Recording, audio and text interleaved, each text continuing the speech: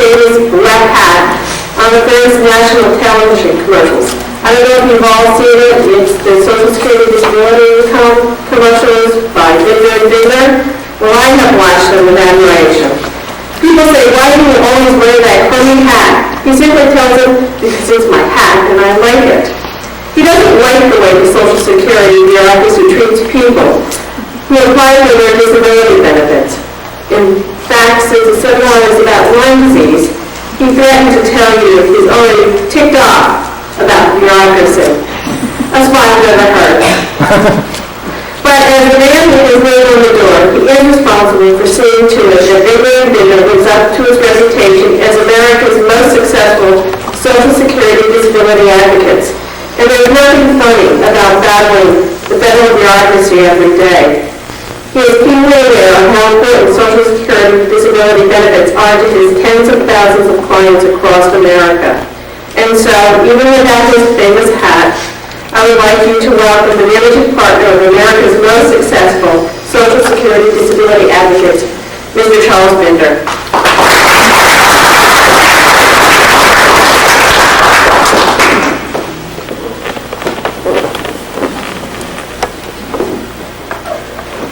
Thank you. My friend Dick Summers in the back has done our commercials for 20 years.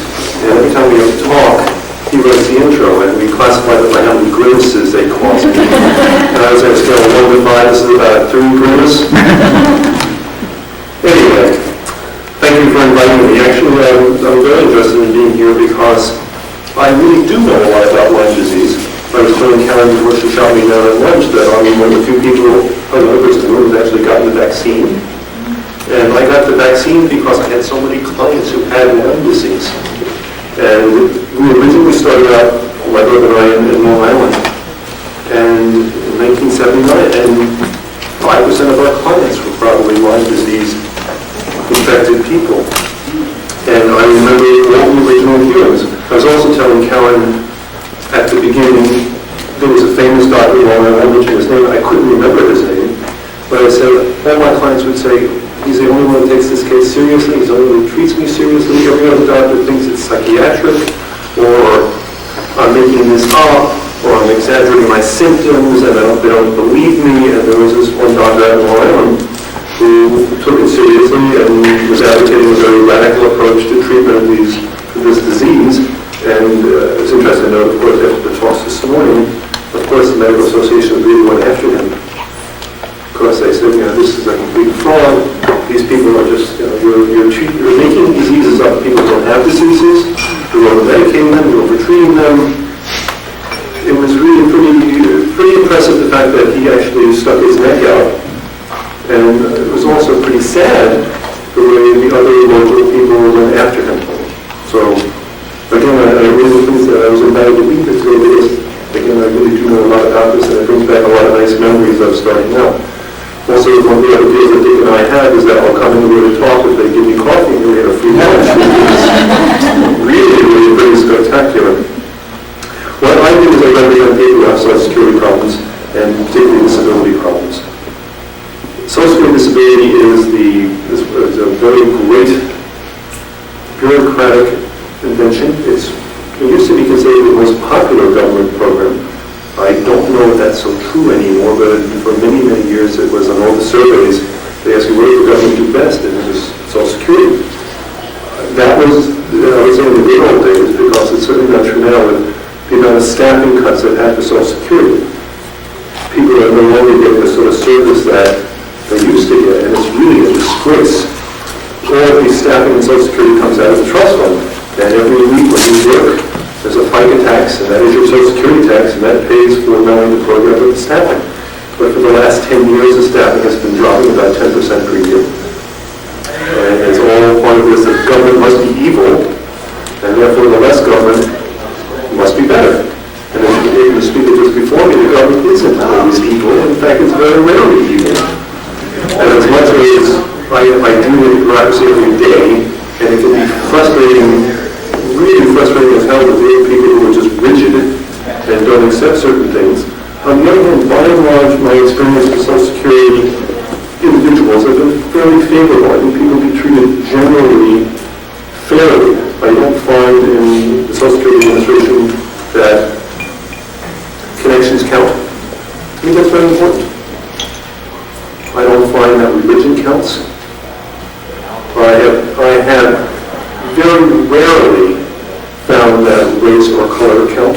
And I would say very rarely because I think in certain offices, particularly in parts of the country, right now I would say in the Southwest more than any place else, where you're a Mexican American really does discriminate against you.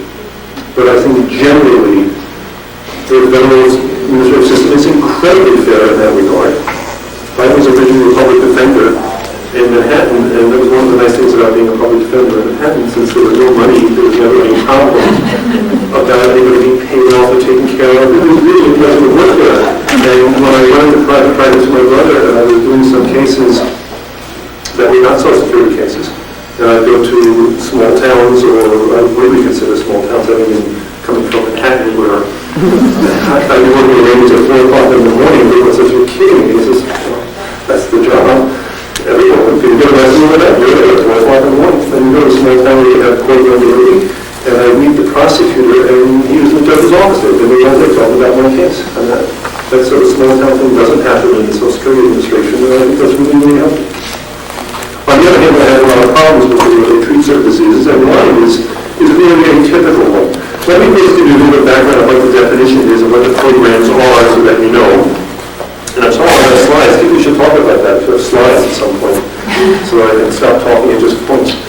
But there are 4 or 5 separate programs for Social Security disability, and most of them are the first one. And that is someone who's worked most of their life, becomes unable to work, and it becomes unable to work for any reason. It could be a disease. It could be an injury on the job. It could be a car accident off the job. It could be, literally, I'm not trying to be cute, self-inflicted. If you try to kill yourself and miss, but you do enough damage and you can't work, you are eligible for Social Security. It's anyone who can't work for a physical or mental reason, or a combination thereof, on a regular basis, full time. And as part of the Act, they have to consider your age, your education, and your work history. As a general rule, you can divide people up into 2 categories. Those over 50 and those under 50. If they are over 50, the law helps you, because it says, and as unfortunately as I've got most of it seems to be true, you adjust less well after 50 than you do under 50. And it's assumed that anyone under 50 can be retrained for anything. But those over 50 can only be retrained similar type work. So if you're over 50, your case is easy to win with the exact same impairment than if you're under 50. So that's the main distinction. Work history and education don't count really as much as just how old you are. So that's the basic definition. Most people think it means you can't work at all. That's not the definition of disability. No one has to be in a wheelchair to be disabled. No one has to be missing both arms and both legs. You have to be unable to work in a competitive work environment on a regular, and every day, 5-day-a-week basis. And for someone with Lyme disease, that really is very significant because, as we all know, as those of us who are, I'm sure all of you know probably more than I do, symptoms vary. Some days you feel worse than other days. And it's not that you have to feel incredibly so sick you can't go to bed every day. It's that you can't show up to work on a regular, reliable basis and work at a competitive rate of speed. So somebody who's impaired and can only work, say, 4 hours a day, you are disabled, generally, under Social Security. So it's really, really important to keep that in mind. Now, I should, because I'm aware I have to tell you all the exceptions. The exception is they have to do what you did for a living before. If your job was a 4-hour day before, then you're not disabled. So if your job was that I only work 4 hours, and I can still work 4 hours, well, you're not disabled. But if your job was an 8-hour work day, on a regular basis, and you can only work 4 hours a day, you are disabled. And remember, it's on a work basis. It's not like you can sit at your home watching television. It's when you can go to work, get to work on time, show up reliably, be alert, be attentive, function, do what the guy next to you can do more or less, and get home and come back the following day. So that's the definition of whether you're disabled or not. The process of getting Social Security disability requires you to be eligible. Eligibility is really complicated, and that's why I'm going to talk about the 4 or 5 votes, or actually about 9, because there are certain substrata that will never come up except once a year. But most people apply what's called Social Security disability. We call it SSD. Sometimes you may refer to as other things, but most lawyers in the field, and most all the judges call it SSD. To distinguish it from SSR. Social Security disability, you must have worked a certain number of years in your life. Without getting too complicated, generally you have to work 5 years over the last 10 and having lived most of your life. It varies because if you're 23 years old, you haven't had the opportunity to work 5 years out of your last 10. You only start from age 18, so it really is after 30, 31, 5 years out of the last 10. And generally most of your life. How much you get depends on how much you earn. It's very similar to retirement. In fact, your Social Security disability is supposed to be more or less the amount of money you would have gotten, that instead of being 65 on that day, you became disabled. I'm sorry, let's put it backwards. It's the amount of money you would have gotten if you were 65 instead of becoming disabled. So that's generally the calculation. If you're going to get $1,000 a month when you retire, this is supposed to give you $1,000 a month now, more or less. And again, it's the more or less, but it's pretty close. It used to be that no one got their earnings record forever, no one didn't know how much to get, but now by law you must get it every year on your birthday. So you should look at that very, very carefully because it tells you the numbers. Those are not written in stone. They can be wrong, but I urge all of you, when you get that form in here, to make sure that your earnings reflected there are real. If you made a lot more money and it's not reflected, that means your employer didn't pay your FICA tax. That is incredibly common. And people steal, a lot of companies go out of business and steal. You can contest that. But the earlier you let the government know about it, the easier it is to prove. So I have lots and lots of clients who say, I made a lot of money. I made $40,000 a year in 1987. I don't see it here. The answer is, when you get your W-2, or find your tax return, or find somebody who can prove it, your employer will walk out with the money. And it is amazingly common. The other side is also for people who work on your Social Security number. So you can decide whether or not, gee, I'm getting credit for $100,000, like you only need 20. Well, somebody else has your number and is using it. And that right now is a really to your benefit, but I'd be really, really careful because they have your number, they also have a credit card in your name, and eventually you're going to be held responsible for that person walking around buying, Hummers in San Diego. So I'd be very careful about that, but I really look at that. It comes up your back. Can I just ask, what if you're self-employed? So you have to file taxes with your self-employed as well.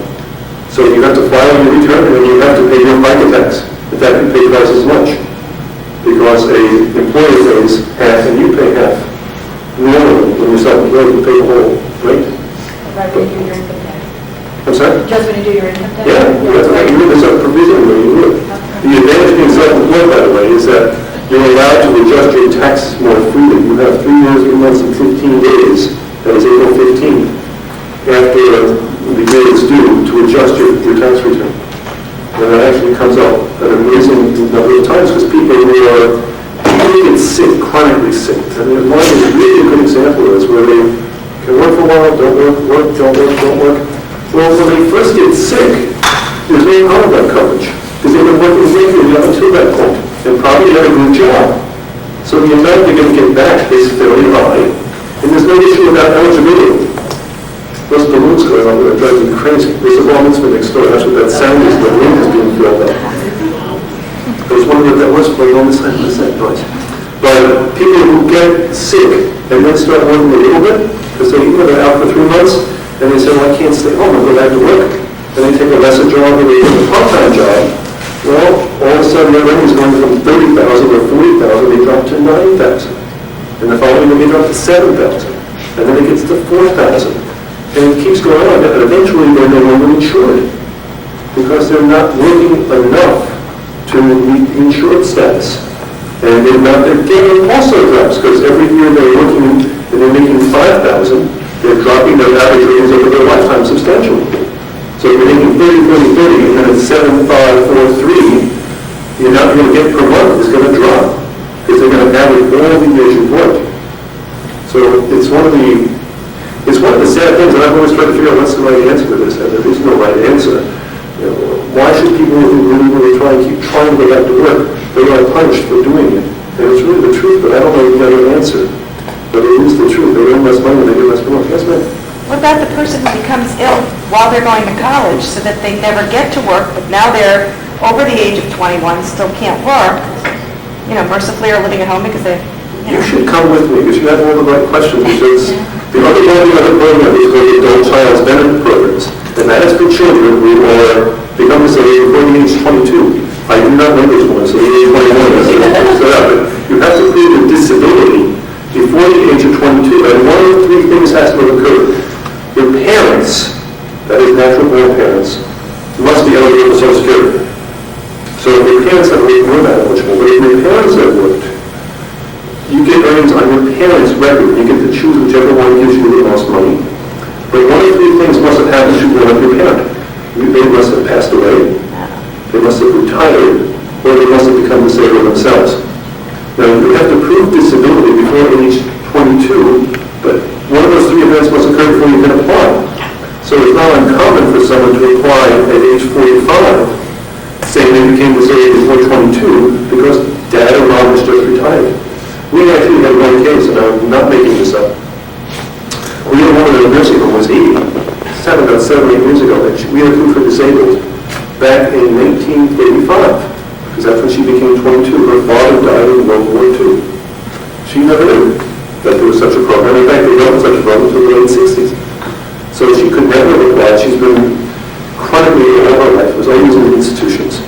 And the institution wanted us to apply. So we had approved her disabled before the Social Security Act itself passed, long before disability passed, which was 1956, long before this adult child program passed. And we had to do that in the same way 60 years ago. So we were able to, because frankly this woman had been really institutionalized almost all her life. But she couldn't apply until she became, so one of those events happened, in this case, when she was eligible, the act hadn't been changed to allow it. So we often have a problem with somebody who is in their 30s and 40s has to prove disability at the age of 22. And remember, there's one other catch, or two other catches. They must prove continuous disability. So they're disabled before 22, and then they work from 25 to 30, and then they're disabled again. They're not eligible. It must be a continuous disability. And the second thing is they can't be married. If they're married, the spouse is expected to support that person. So there is no eligibility for someone who's married. And again, because I'm aware that all these exceptions, which is if you marry a disabled person in the same condition, then it's okay. This was mostly set up to help people who were retarded. So parents who had retarded children, it was set up mostly because that was the lobbyist force that got to them. So they made them eligible to cover this situation, and they also made them eligible to get married and marry each other, because that was actually a pretty common phenomenon. So that was the second program that you can get. There's a third program called Widows or Widowers Program, which is you're getting benefits on your spouse. So this again mostly applied in the old days for a woman who lived in the house, who would take care of the children, lived at home, and whose husband had made all the money. And then he dies, and she's left with no earnings on her interest, but she raised all the kids. So there's a program for spouses, either one.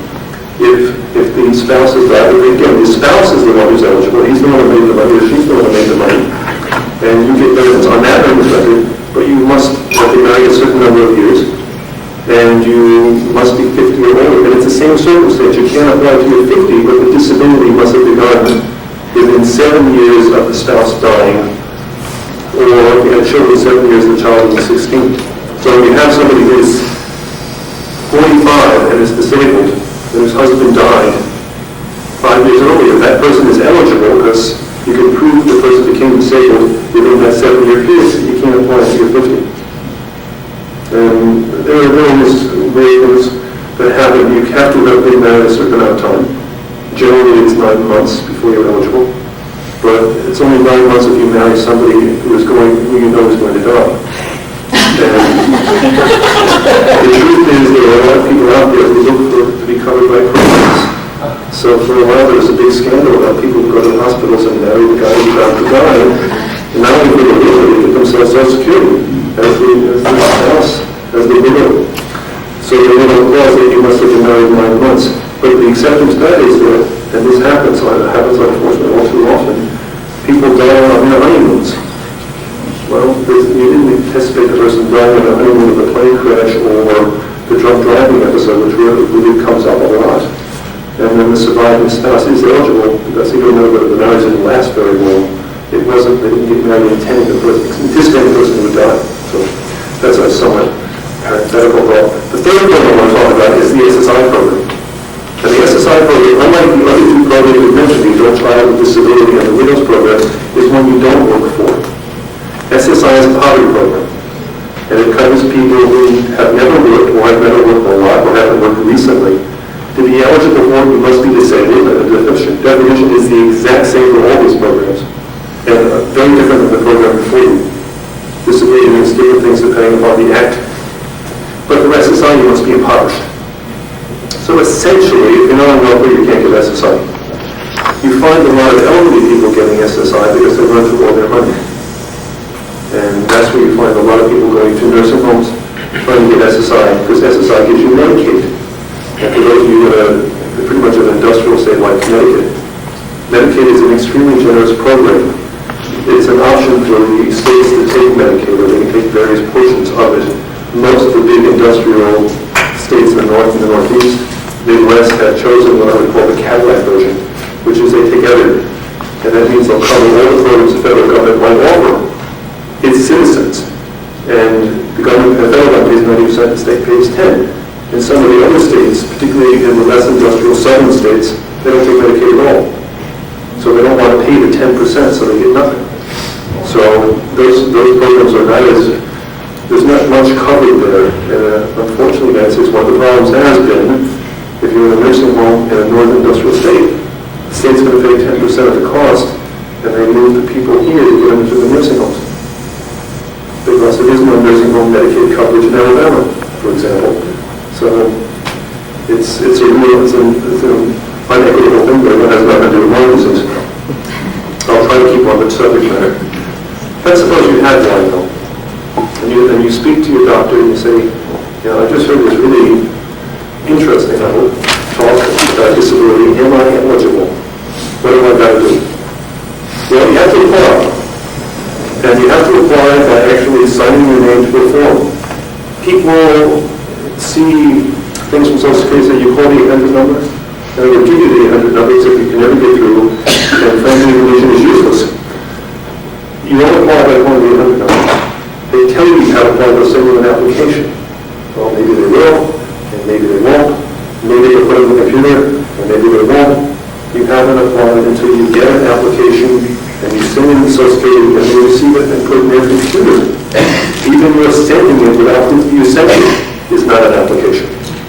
So you must get this fairly complicated, and I would say incredibly tricky application. And you have to fill that out. You can go to the district office, and if you're trying to find the district office, you'll find it's very difficult to find them because their numbers aren't listed in the phone book. There was a special act of Congress 2 years ago to make them put their phone numbers in the phone book because they were taking their phone numbers out because they didn't want to get any phone calls. So you can find the local district office and you can wait online, I guess in Atlanta, if I'm out of New York, and have the application signed, noted, and if they don't discard it from the line, you can apply. That is called the initial application stage. You can only wait about 4 or 5 months, and your doctor will get a form to fill out that the government will pay him up to a maximum of $8. So he's going to spend a tremendous amount of time filling out this very lengthy questionnaire explaining what's wrong with him.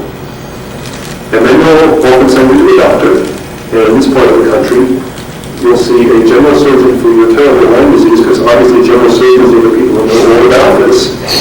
And he'll examine you for only 18 seconds, and maybe he'll be in the room when you give your history, and maybe he won't.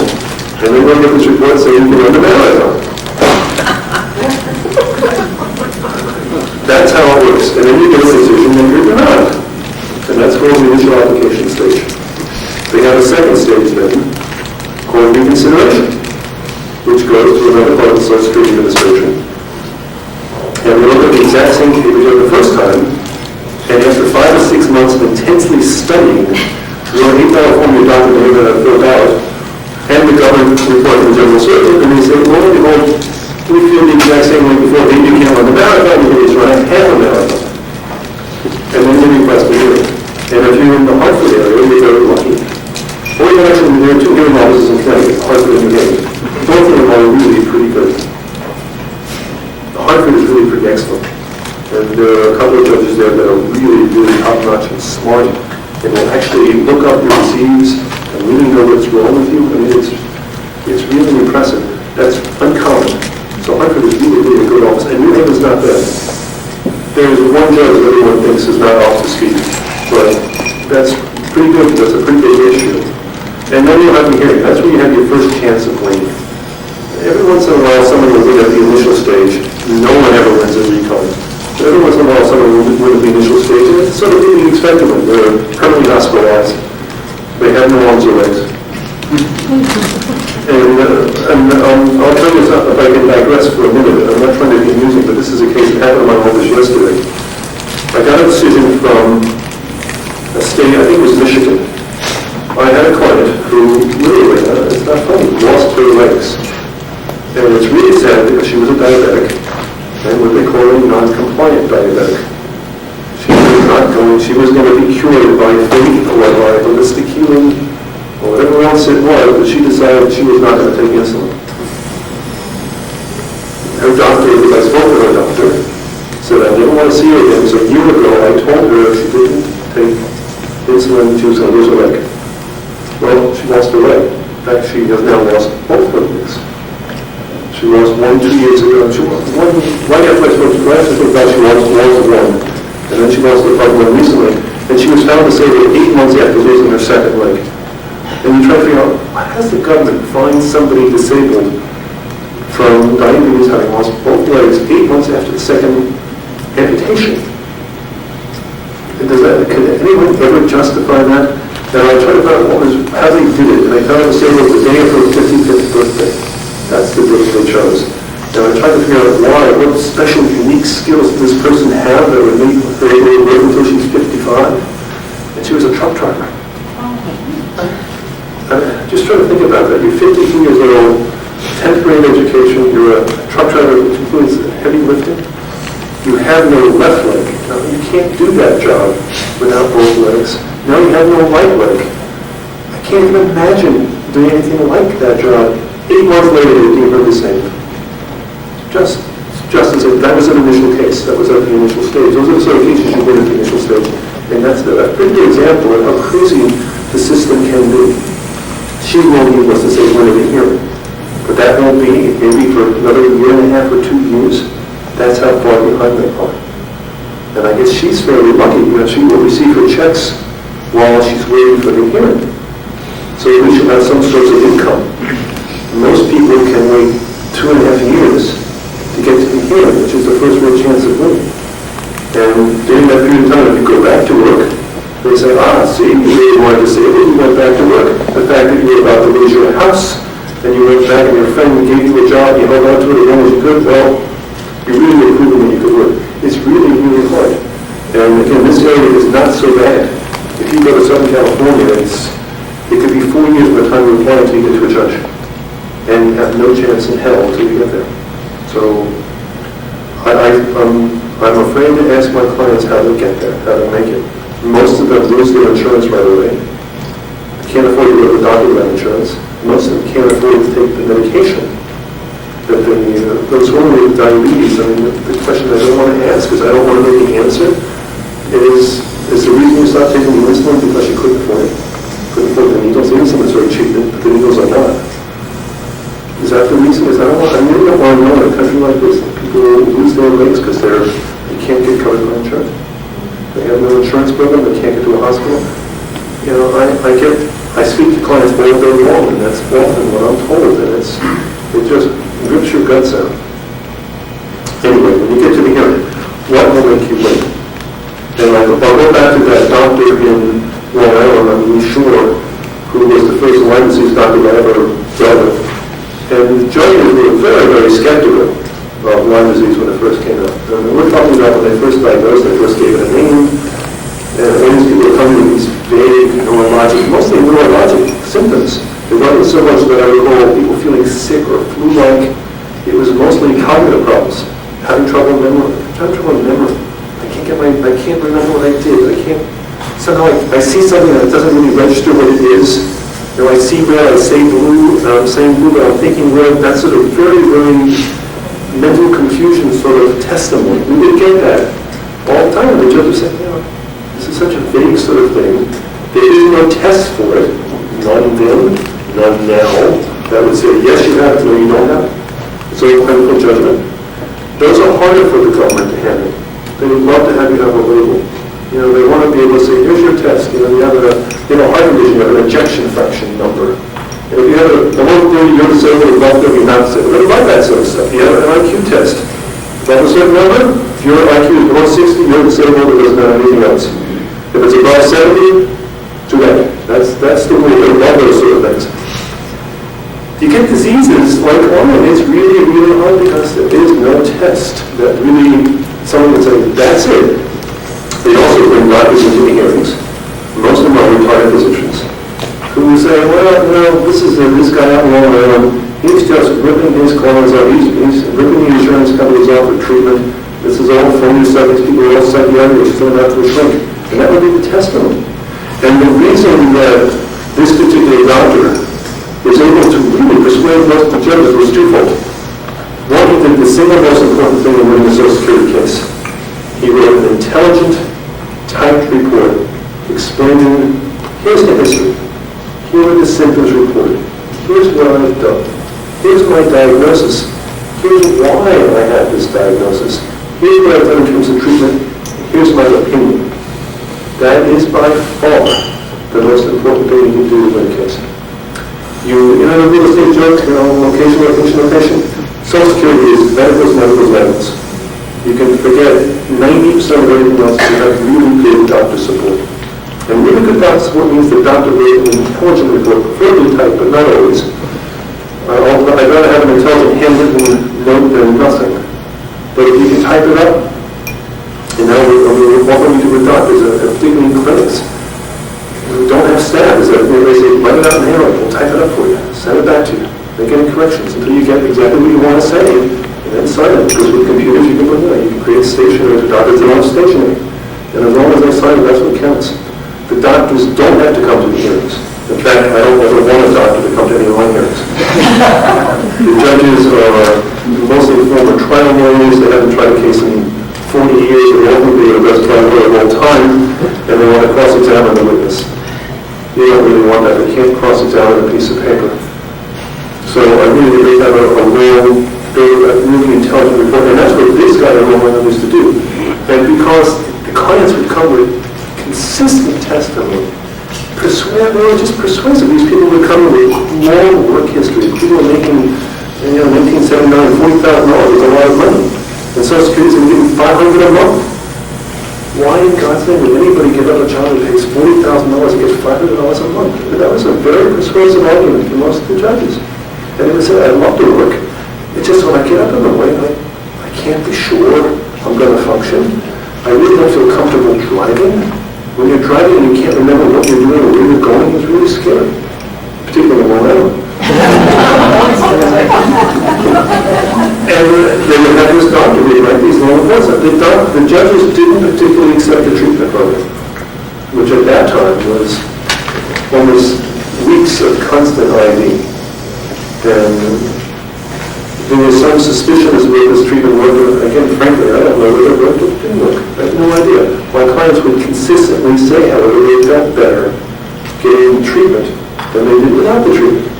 And we have people who came in without treatment. They certainly weren't doing any better. So that's how the judges in Long Island really went over about this disorder. Lyme disease is not particularly unique in terms of its weaknesses as a disability. I mean, that's from my perspective. It's nice to have a handle. It's always great if you can say, gee, I have this test and my ejection fraction is under 30. And that's great. Because then you say, here it is, it's in stone, person is disabled, and it doesn't even have to be that severe. Any impairment you can measure in some way is helpful. When you have a whole series of blood tests that are open to interpretation, that you really can't say, gee, this is absolute proof, because it's not absolute proof. And there are a lot of disorders like that. When I started out, MS was like that. It was until the MRI machine was invented, there was no test for MS. It was entirely clinical. And MS has the exact same symptoms as Lyme disease in many ways. Some days you feel tired and fatigued, no explanation. You just can't get out of bed that day. You feel crummy, you feel sick, you often feel flu-like. Sometimes your hands will shake, your eyes will flutter. One of the most common signs of MS, and please, I'm not telling you who has it, because it arises most of my eyes for all the time. And every once in a while, your eyes twitch. You must twitch, your eyes must be twitching. Never. Because you spend too much time moving closely, your eyes will twitch. Well, that's often one of the first symptoms of MS. Well, it's a symptom of a million things. It's a symptom of drinking too much coffee, but they have these very, very symptoms. And then when the MRI came in, and the MRI is not a conclusive rule of MS. It's just a clinical finding consistent with MS. But once you have something, it's, the doctor says, well, now I have clinical problems. I have this person with these symptoms that sounds like MS, and now I have an MRI that is consistent with MS. That's pretty solid. Well, that's fairly recent medical development. And an awful lot of Social Security disability cases, medical developments come with time. There are all sorts of heart conditions no one knew about a couple of years ago. And the doctors, I think, would come in and say, this person is just faking it, or this person, this is a psychiatric problem. The tests are backwards. There's a heart condition called Prinzmetal disorder. Normally when you have a heart condition, you test it, you get pain in your chest, and what it is there's a blockage in your heart in some way, and the blood's not getting through it. That's basically what the pain comes from. There is an abnormality in a lot of people, maybe 5 or 6% of heart patients, where there are no blockages. It's absolutely clear that they do a catheterization. It's absolutely perfect. But for some reason, they have a chemical problem that makes their muscles go like this. And when you have that, you have a blockage. And of course, as soon as the muscle relaxes and they do the test, you have no blockage. Well, for years and years, all these people were told they were making it up. Then somebody figured out what this was. And then all of a sudden, all those people who had been exaggerating or faking or had psychiatric problems turned out to be, oh my God, well, you have this coronary artery spasm disorder, which is just as dangerous as any other, because it's a blockage. It's not classical, clinical, gee, this is what we used to sort of thing. You have that in lots of diseases. And I'm sure that in 15 years, many of us are still here, and this hotel is still here, and we came back at the same time. I'm sure in 15 years, someone's going to have a definitive test for Lyme disease. And they're going to say, okay, if you have this one, and this one, and this one, there you go. That's the infectious disease board will say this is what you have. A very similar disease is fibromyalgia, which I'm sure many of you heard about. Fibromyalgia is a vague, hardly understood disorder that is mostly in the hands of the rheumatologists, where people have these symptoms of pain and aching and fatigue in various parts of their body without any explanation. There's no blood test for it, there is no clinical test for it at all. And it's so common, though, that the rheumatologists have actually created a list of criteria. And this is what was called, this is no objective. I mean, society loves that objective things, they want that test. But this is entirely diagnosis by clinical, which is the way it was before 1930. There were no tests for anything. It was all clinical.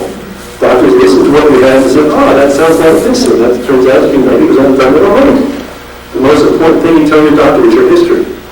If you have a doctor, this is a commercial for doctors, and you give them a good history and he doesn't want to listen to you, get a different doctor. Because the most important thing you do as a patient is tell them what your symptoms are. And most diagnoses are made by symptomatology. That's the way it's done. It's not done by tests. The tests confirm the doctor's guess of what your symptoms are, not the other way around. If you have a doctor who says, we'll run all these tests and we'll find out. You've got the wrong doctors. It doesn't work that way. Tests can show all sorts of things depending on what we're looking for. But in fibromyalgia, now they've come up with a list of, say, there are 18 particular trigger points. And if you have 15 of them, the American Board of Rheumatology says, the proper diagnosis is fibromyalgia.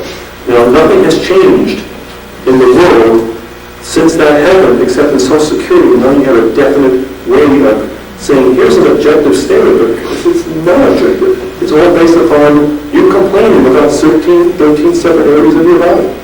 But because it's so common, and the doctors will say, we accept this as clinically proof, the government treats it much better. You'll find many times, at least I find many times, judges are unwilling to accept diagnoses without particular testing.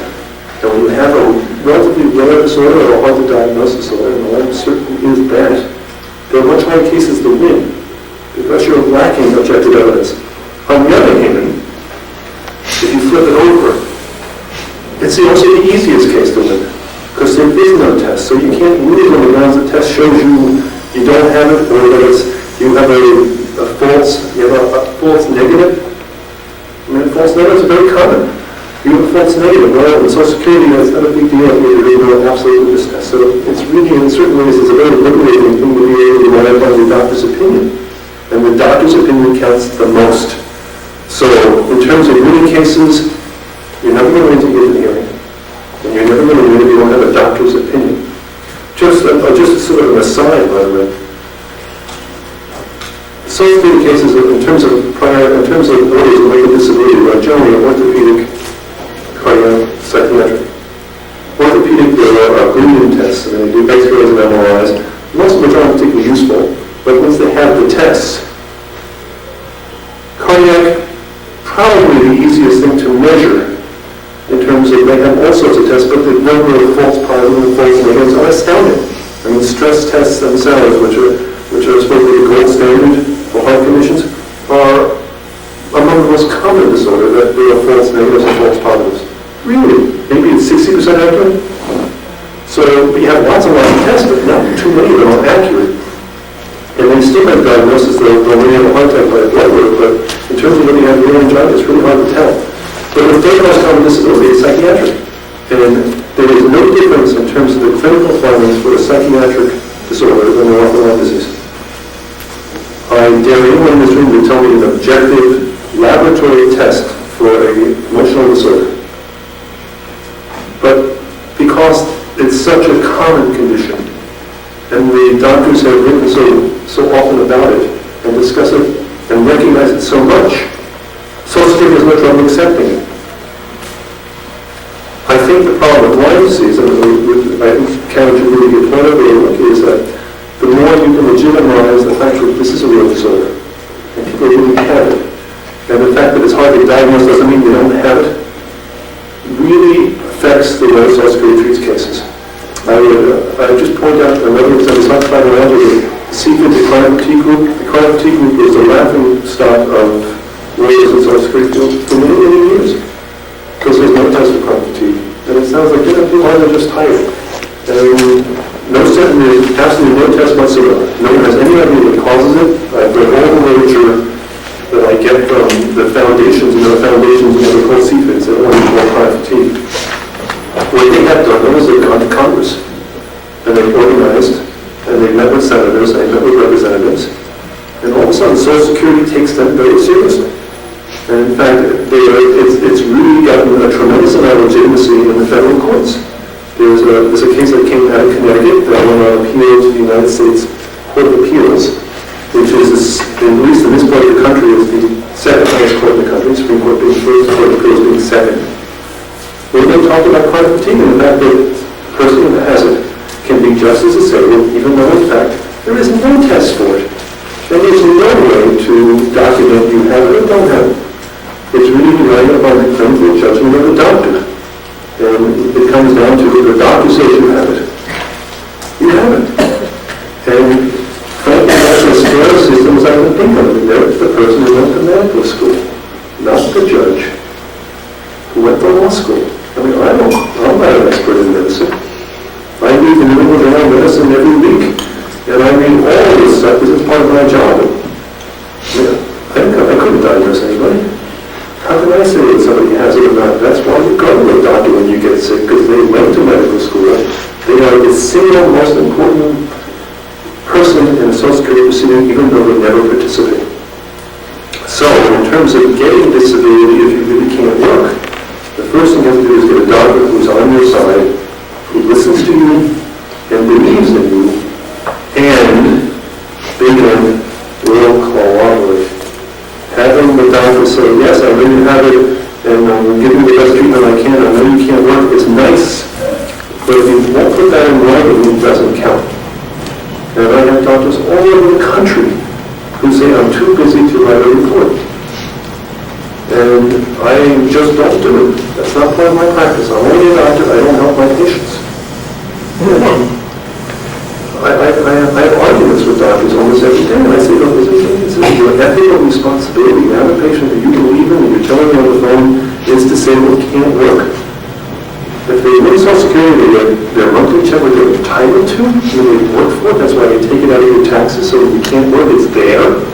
And in many ways, more important, you get Medicare. Medicare comes with every Social Security disability case after 29 months. So Medicare is still the best health insurance program in the world. It is nothing better. Most private doctors will take that, at least that happens in the last year, most private doctors will take Medicare. Every hospital in the United States will take Medicare. It's a great help only. For $70 you can't beat it. They get that when you win Social Security. Why would a doctor feel that they have an obligation to help his client get it? Because other than that, he doesn't have insurance, unless you're very, very lucky and you have a lot of finances, you're in trouble. I'm sure all of you here deal with insurance on a regular basis. It's enormously expensive. And if you have no income coming in, and it's not likely you're going to have income coming in, it's a project beyond description. And I have more of my clients whose families break up over insurance and probably anything else. They can't afford the expense. The fights are endemic. When one person is working to support the other person, they're barely making things neat, and the insurance bills are up the kazoo. So they don't get the prescriptions. They don't take the insulin. They don't get the surgery might have worked, it was done quickly, but it won't work 5 years later. That's pretty common with orthopedic problems. They don't get the surgery. And then the condition really becomes something that's permanent. And any disability that is permanent is not only painful, it's enormously depressing. Somebody who's been active all their life is now unable to be active. I have never met someone like that who doesn't have significant depressive problems. And I'll just speak of my own experience. I had my own horrible disorder for a while, and for somebody who works 70 hours a week, to be in so much pain you can't function is devastating. And in many ways, it's much harder to deal with that symptom than is to deal with the original illness. So, my suggestion, I know I'm being told I'm running out of time. If you have a disability, the first thing you have to do is apply for it. It's not enough to call. You have a plan. You've got to speak to your doctor before they go and make sure he or she is on your side. Then you have to persevere. Because if you give up quickly, you're finished. No one wins, or very few win at the first stage. You've got to get to at least the hearing stage. That's your first chance of winning, and it is a lengthy appeal process, which I don't have time to discuss with you, but contact me, I'll be glad to discuss it. You're really not smart in this by yourself. This is very significant. There are traps all over the place. This is a legal proceeding, and you really need a lawyer. Thank you very much.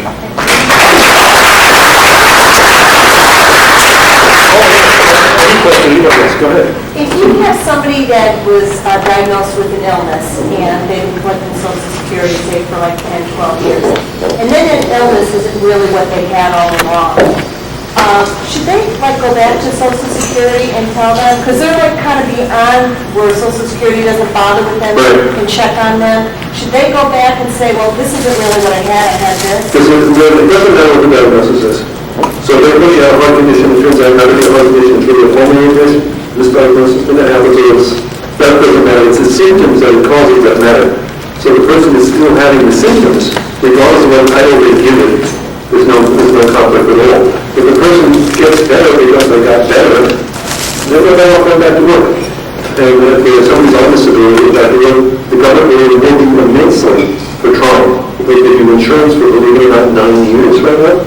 They'll guarantee you keep your payments from Social Security and earn the full paycheck for a minimum of 11 months.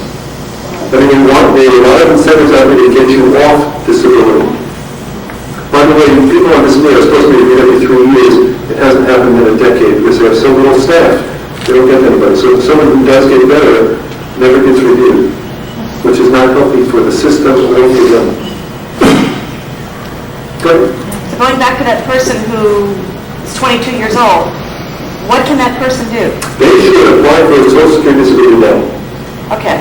And even if they're not, even if they're just applying for SSI, which is the program that you don't have to meet any records, 4 months of reform, even if they are financially a billionaire, they should apply for it now because they're found disabled now, even if they don't get any money, because I've proved they were disabled before they at age 22. Otherwise, they're going to have a horrible time waiting for the 20 years for one of their parents to retire. Because at age 42, they say, I got to prove I was disabled 20 years ago continuously. It's really, really hard. Where they find that if they think they're disabled at 22, and they're disabled at 42, and it's the same disorder, every judge will say, well, that's enough proof. You know, there's no way for you to prove it. You prove they're 22, they're afraid of the exact same condition. Anything change? No, that's pretty easy. So they should apply for SSI right now, even if they don't get any money, because it's important to prove disability right now. Good. Thank you.